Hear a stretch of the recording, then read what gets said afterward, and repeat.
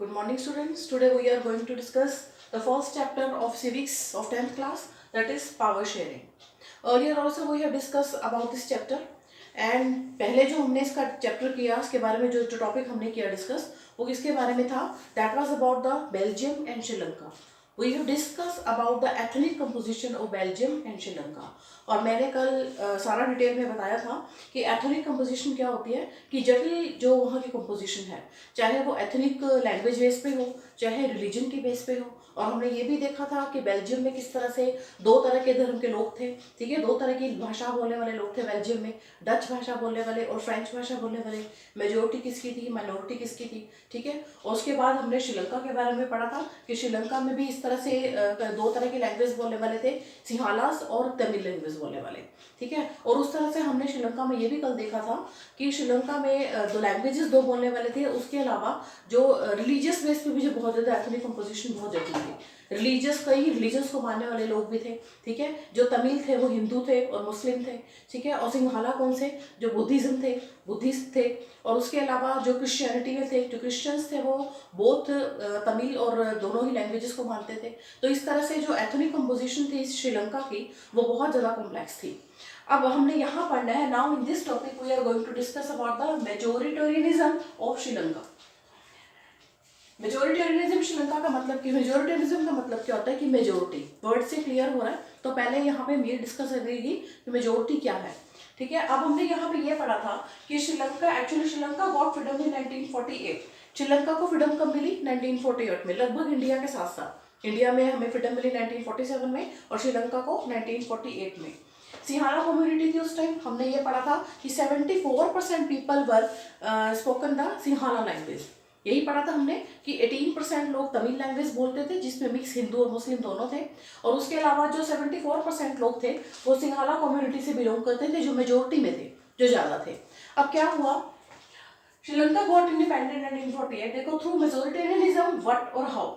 अब जब मेजोरिटेरियनिज्म हो गया, मेजोरिटी किसकी थी? सिंहाला लोगों की, ठीक है। तो सिंहाला लोगों की मेजोरिटी होने के बाद अब वो कैसे काम करेंगे? अब आपने अक्सर देखा है कि जो लोग मेजोरिटी में होते हैं अक्सर उनकी बात मान ली जाती है, ठीक है। अब सिंहाला लोग जो थे वो जो मेजोरिटी में थे, उन्हें लगा कि जब हम 74% है, हम मेजोरिटी में हैं, तो हम इनको डोमिनेट कर सकते हैं, ठीक है। और अक्सर आप अपने स्कूल में भी देखो, अगर मान लो कोई स्पोर्ट्स का पीरियड है और अगर ज़्यादा बच्चे मेजोरिटी में ये कहते हैं कि नहीं ये वाली गेम नहीं खेलनी, फुटबॉल खेलनी है, क्रिकेट नहीं खेलना, तो अल्टीमेटली हम लोग जो मेजोरिटी वाले तो उनकी बात मान लेते हैं और उनको इग्नोर कर देते हैं, जो कोई 3-4 बच्चे कुछ और गेम खेलना चाहते हैं।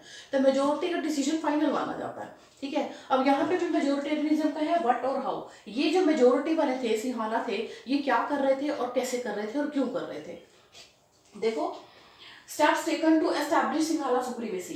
अब सिंहाला लोगों ने क्या सोचा कि हम लोग मेजोरिटी में हैं तो हम लोग अपनी सुप्रीमेसी यहाँ पे कायम कर सकते हैं, क्योंकि हम लोग मेजोरिटी में हैं तो हम सुप्रीम पावर ले सकते हैं। तो वो उन्होंने कैसे एस्टैब्लिश की? In 1956, Act was passed to recognize Sinhala as the only official language. तो क्या उन्होंने अपनी मेजोरिटी को वो करने के लिए उन्होंने कैसे सबसे पहला कदम क्या उठाया, जो कि बहुत गलत था? क्या था? उन्होंने अपनी जो सिंहाला लैंग्वेज थी, द ओनली ऑफिशियल लैंग्वेज, उसको ऑफिशियल लैंग्वेज घोषित कर दिया। एंड दस डिसरिगार्डिंग तमिल, और उसकी वजह से जो तमिल थे वो टोटली डिसरिगार्ड हो रहे थे। अब हम क्या अपने इंडिया में, हमारे इंडिया को भी आज़ादी मिली, लेकिन क्या हमने यहाँ पे किसी एक पर्टिकुलर लैंग्वेज को कोई ऐसी नेशनल लैंग्वेज दे दिया, या किसी एक पर्टिकुलर लैंग्वेज को हमने कोई मान्यता दी? नहीं। हमारे में भी हमारी जो लैंग्वेजेज है ऑफिशियल लैंग्वेजेस है, हिंदी और इंग्लिश दोनों ऑफिशियल लैंग्वेजेस हैं। उस बेस पे हमने किसी कम्युनिटी से रिलेटेड लैंग्वेज को नहीं बांधा, ठीक है। तो इसीलिए हम इंडिया को ग्रेट कहते हैं। लेकिन अब यहाँ पे इन्होंने क्या किया, श्रीलंका में क्या बुरा हाल हुआ, मेजोरिटी होने की वजह से सिंघालिया जो थे उन्होंने क्या किया, सिंहाला लैंग्वेज को ऑफिशियल लैंग्वेज घोषित कर दिया, जिसकी वजह से जो तमिल्स थे वो टोटली डिसरिगार्ड हो गए। तमिल्स को टोटली क्या किया, इग्नोर किया गया।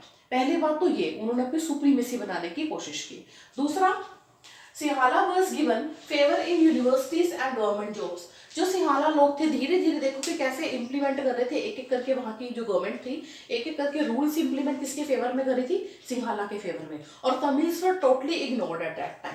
तो क्या हो रहा था, जितनी भी फेवर्स इन यूनिवर्सिटी, जितनी भी फेवर था वो सारा यूनिवर्सिटीज वगैरह सब किसके फेवर में थी, सिंघाला के। और जितनी भी गवर्नमेंट जॉब्स भी दी जा रही थी वो भी सबको किसको किसको दी जा रही थी, सिंघाला लोगों को। ठीक है, तो तमिल्स हर सेक्टर में totally Tamils people were ignored in all the sectors. और उसके अलावा बुद्धिज्म वर फेवर्ड। अब आपको पता है, मैंने कल बताया था कि 74% जो पीपल थे सिंघाला लैंग्वेज बोलने वाले थे, वो कौन से धर्म को मानते थे, बुद्धिस्ट थे।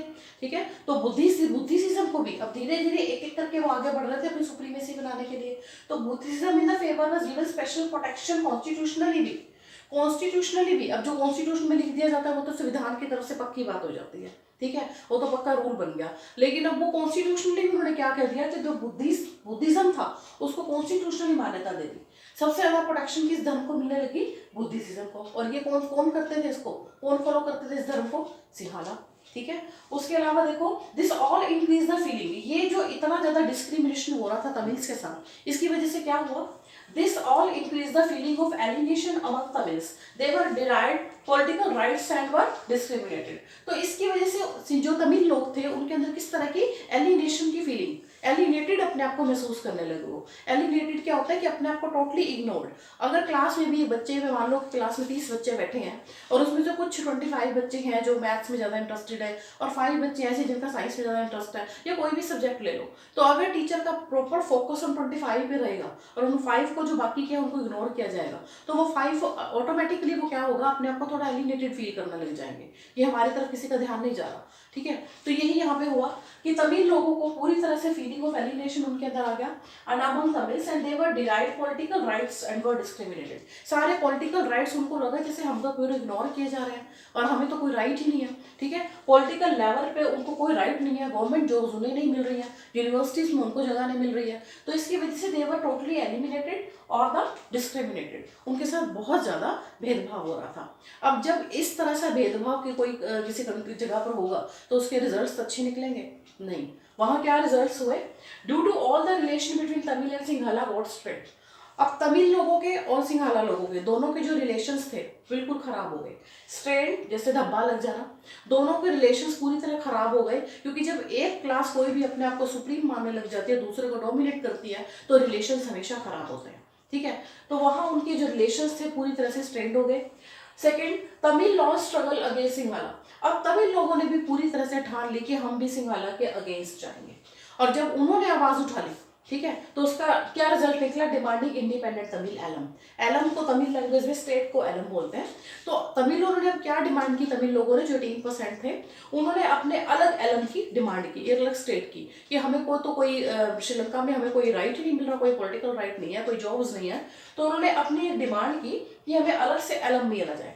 ठीक है, अब देखो, district turn into the civil war, और इस वजह से वो भी सिंघाला भी लोग थे जल्दी से उन्हें राइट देने वाले थे नहीं, क्योंकि उन्हें पता था कि अल्टीमेटली जीत हमारी है क्योंकि हम मेजोरिटी में। तो उसका रिजल्ट क्या निकला, वहां पे सिविल वार छिड़ गई। सिविल वार क्या होती है, जब अपनी ही कंट्री के अंदर कोई दो कम्युनिटी के लोग लड़ने लग जाते हैं। ठीक है, सिविल वार छिड़ गई, दोनों के बीच में रिलेशंस खराब हो गए, सिविल वार जैसी सिचुएशन बन गई। Thousands of the people of the both community were killed। और जब ये सिविल वार हुआ, इस सिविल वार का, और वार कभी भी अच्छा नहीं होता, जब ये सिविल वार हुआ तो दोनों कम्युनिटी के लोग, सिंघाला के भी और तमिल के भी, दोनों भारी संख्या में मारे गए। तो क्या हुआ, इस पूरे के पूरे टॉपिक को पढ़ने के बाद हम इस निष्कर्ष पे निकल रहे हैं, इस रिजल्ट पे निकल रहे हैं कि कभी भी कोई एक पावर में जो सत्ता में है या मेजोरिटी में है, अगर वो किसी भी तरह से दूसरे को जो माइनॉरिटी में है उसको डिस्क्रिमिनेट करने की कोशिश करेंगे तो वो कभी भी सत्ता में ज़्यादा टाइम तक वो चल नहीं सकती हो। ठीक है, उनकी सत्ता भी ज़्यादा टाइम तक वो भी नहीं रह सकते, वहाँ पे अल्टीमेटली सिचुएशन क्या बन जाती है, वार की बन जाती है। तो ये जो इतना डिस्क्रिमिनेशन हुआ जिसकी वजह से लास्ट में रिजल्ट बहुत बुरे निकले और युद्ध छिड़ा और कुछ भी किसी के हाथ हासिल नहीं हुआ, श्रीलंका की हालत बहुत खराब हो गई। तो यहाँ पे हमने सारा का सारा जो एथनिक कंपोजिशन के बारे में पढ़ा, उसके बाद जो हालात थे वहाँ पे कैसे हुए, कैसे कैसे जो मेजोरिटी थी उन्होंने अपने आप की सुप्रीमेसी बनाने की पूरी कोशिश की, और अल्टीमेटली उसका रिजल्ट क्या निकला कि 1000 of the peoples were killed at that time in the civil war. अब हम कल करेंगे, I hope you understand about the Sri Lanka situation. Tomorrow we will discuss about the Belgium Sri Lanka, कि बेल्जियम में भी एथनिक कंपोजिशन थी, लेकिन क्या वहां पे भी यही सब हुआ या बेल्जियम ने कुछ समझदारी दिखाई, या उसने सिचुएशन को संभाल लिया, क्योंकि जहाँ पे डाइवर्सिटी मिलेगी ना वहाँ प्रॉब्लम्स हमेशा मिलेंगी। हमारे इंडिया में भी कितनी डाइवर्सिटी है, कितने तरह के लोग हैं, लेकिन फिर भी यहाँ पे सिस्टम बना हुआ है गवर्नमेंट का। यहाँ किसी भी एक धर्म को कोई स्पेशल मान्यता नहीं है, सबको इक्वल राइट्स हैं। तो क्या बेल्जियम ने समझदारी की, that we will discuss in the next topic. Thank you so much.